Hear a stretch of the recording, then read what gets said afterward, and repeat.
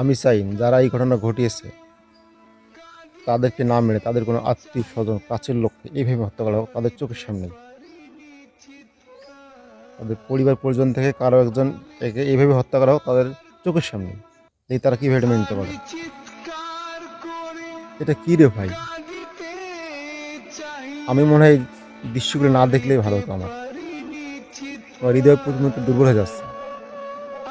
এটা কোন বর্বরতা, কোন অসভ্য জগতে আমরা আছি?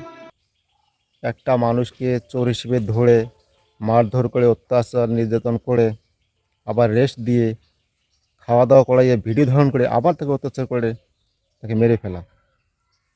আপনি এটা কীভাবে মেনে নেবেন ভাই? এটা কেমনে সম্ভব? এই অসভ্যতার শেষ কোথায়? এই বর্বরতার শেষ কোথায়?